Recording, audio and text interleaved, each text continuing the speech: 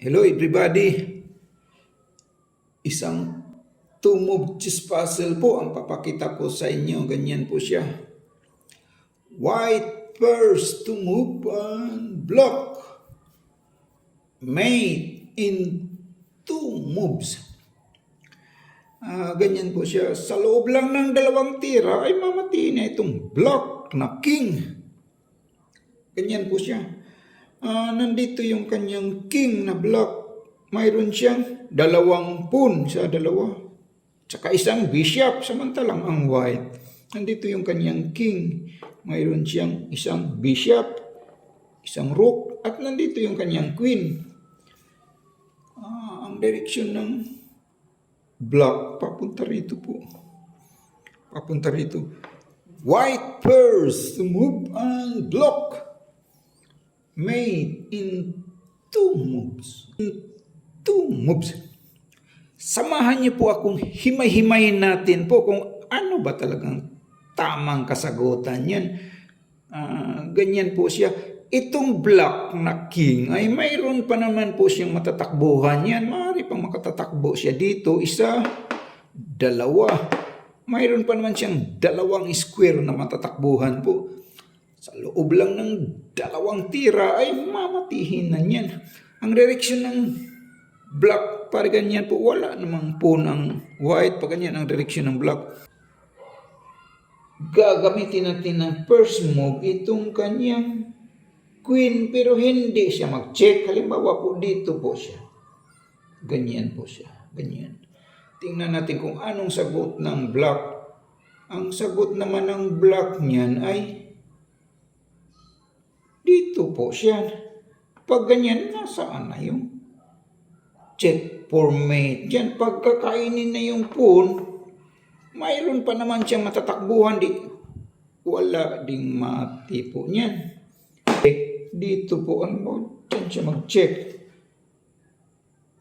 Dito lang po ang kanyang king na block. Ano naman ang kasunod dyan? Pag nag-check naman itong kanyang queen, mayroon pa namang matatakbuhan dito. Wala ding mati po niyan. Sige nga, kayo nga, ano ba talagang tamang kasagutan dyan? White first move and block. Mate in two moves. Halimbawa po, ito namang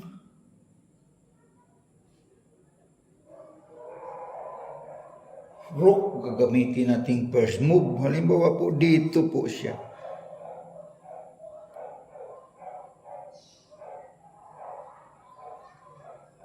Halimbawa po, dito po siya.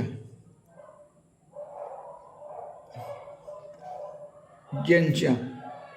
Pag diyan, ang sagot ng black, dito lang po siya. Pag ganyan, wala ding mati po. Walang mati po niyan. Pagkakainin niya, mag-check. Mayroon pa naman siya matatakbuhan. Wala ding mati po niyan. Sige nga, kayo nga, ano ba talaga tamang kasagutan din? Mate in two moves. Ang tama palang kasagutan dyan po ay ito lang, rook. Pero mag-check po siya niyan.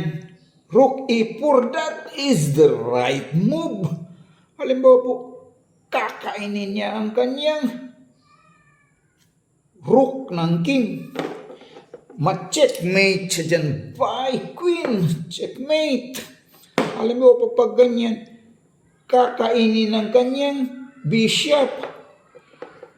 Ma-checkmate siya dyan by queen. Checkmate. Halimbawa po, pag ganyan, titira naman ang kanyang king dito. Pag ganyan yan, ma-checkmate naman siya dyan by queen. Dito naman sa kabila, checkmate. So, that is the right move. Maraming salamat po sa lahat ng nag-like po at saka nag-subscribe. Salamat talaga po. Please like and subscribe lang po sa mga hindi pa nakapag-subscribe po. Thank you po.